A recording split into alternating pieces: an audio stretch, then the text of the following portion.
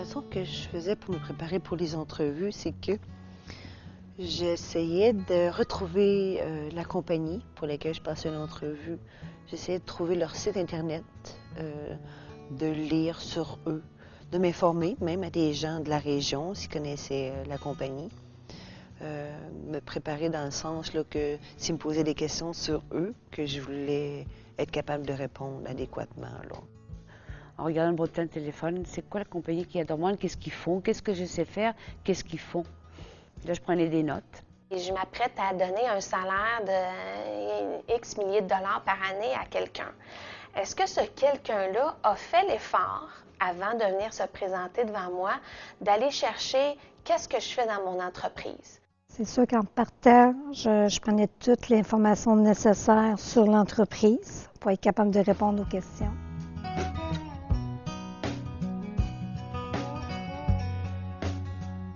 Je pense que les employeurs font des entrevues beaucoup plus structurées parce qu'ils veulent faire une bonne sélection des candidats.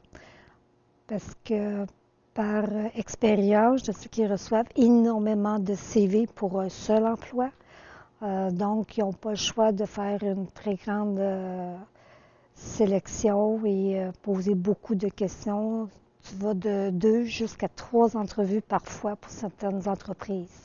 La question qui me faisait le plus peur, c'est si on posait la question à vos amis, que diraient-ils de vous? Se décrire, je crois, c'est la chose la plus pénible à faire. Mais quand on fait un bon bilan, comme on a parlé avant, on y arrive. On est capable de se décrire. En fait, à partir du moment où dans l'entrevue, l'employeur commence à poser des questions plus pointillées, commence à pousser un peu l'entrevue en donnant des mises en contexte, c'est parce qu'on aime ce qu'on a en face de nous. Mes craintes face aux entrevues étaient du moment où elle allait parler de mes qualités. Je ne suis pas très à l'aise de parler de ma personne. D'avoir peur de ne pas m'avoir assez préparée.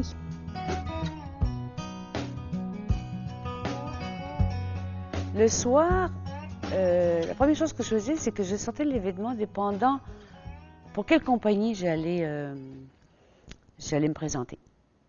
Qu'est-ce que je vais vraiment me mettre qui correspond avec le travail adéquat de la compagnie auquel je me présente. Est-ce qu'il a pris le temps de repasser sa chemise ou pour une femme, mettre quelque chose d'un peu plus cute? Je ne veux pas avoir quelqu'un qui s'est acheté un ensemble à 400 $, puis dans la plus belle boutique. Ce n'est pas ça que je cherche. Mais ce que je cherche à savoir, c'est est-ce qu'on prend ça au sérieux? Et donc, est-ce qu'on fait un effort davantage pour, ce matin-là, se mettre à son meilleur?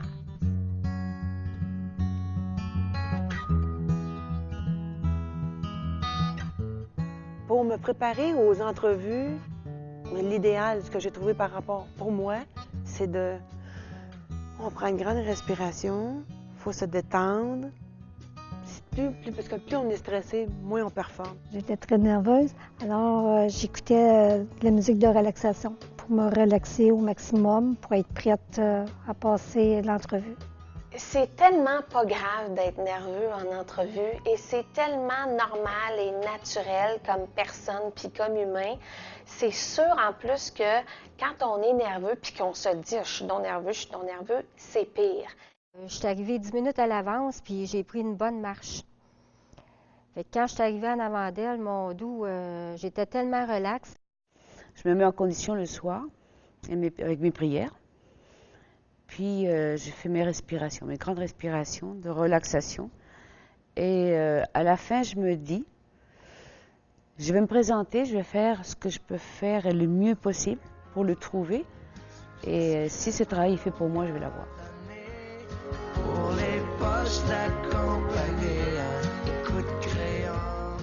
Je m'appelle Amanda Sanchez et je suis maintenant travailleur autonome. Mon nom est Georges Massé, je suis travailleur autonome et je suis spécialisé dans les communications. Je m'appelle Joanne Vaillancourt, je suis maintenant conseillère en vente automobile depuis 1 an. Mon nom est Jocelyne Paquin. Maintenant, je gère un magasin de matelas. Je me nomme Martine Brédamour. Et maintenant, j'occupe un emploi comme secrétaire réceptionniste depuis maintenant 9 mois.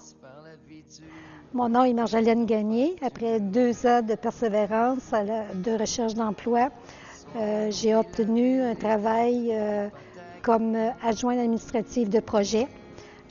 Je m'appelle Denis Duceppe, j'ai 52 ans.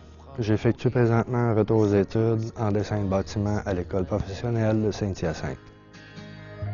Ceux qui n'ont jamais peur de se lever, le vrai monde, les ouvriers, les retrousseurs de manches, porteurs